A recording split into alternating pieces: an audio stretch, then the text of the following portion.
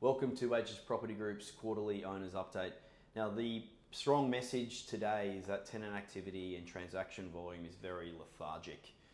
We're running a lot of inspections, but to then move to engagement with our tenants and trying to close out deals is taking a long time.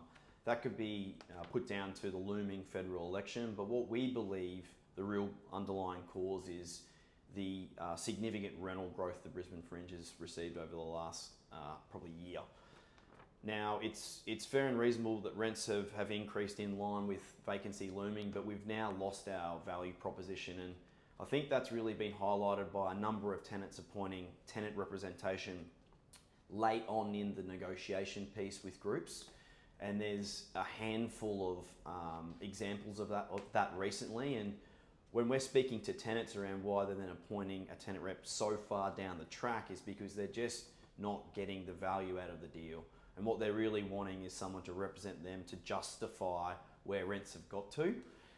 Now, vacancy over the last quarter has increased from 9.8% on our numbers to 11.1%, and that's off the back of about 17,000 square metres of space coming back onto the market. Examples of vacancy that's now back on the market are properties such as 23 Maryvale Street in South Brisbane. That's just under 4,000 square metres. We've all known that Services Australia are vacating, but it's now sort of officially on the market. Large gluts of vacancy in the Brisbane Fringe are still incredibly rare.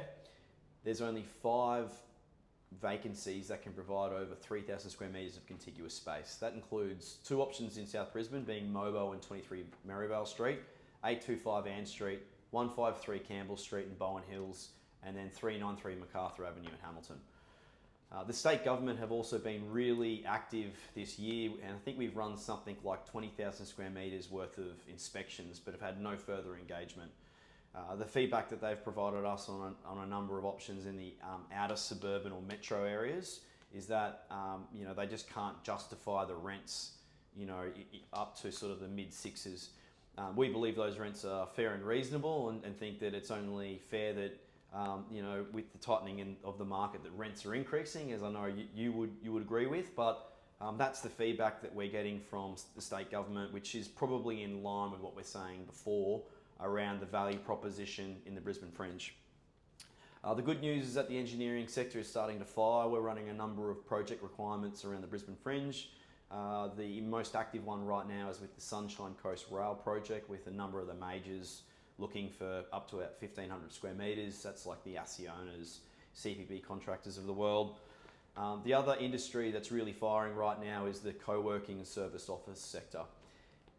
About a decade ago, this was a burgeoning industry, or a pioneering industry actually, but it's now become a big part of our market, and they occupy well over 100,000 square metres in the Brisbane Fringe, which is roughly about 10% of the market.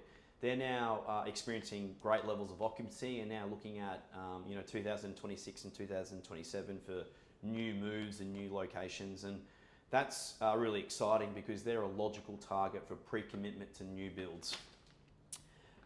The last parting comment that we've got is that we believe, and we're sort of battening down the hatches to have a quiet couple of months until the end of financial year. We then think that over the next 6 months, from July to the end of 2025, is that once rents have really been reset, and when I say reset, I mean that there's market evidence to suggest that 20-year-old A-grade buildings in the Brisbane Fringe now have a rent in the high 7s to early 8s per square metre. We think that it's going to take some time for that to happen, but once it does, then rents are going to be reset, and we'll be away for what will hopefully be a really positive 2026. Thanks for your time today, and we look forward to catching up with you all further.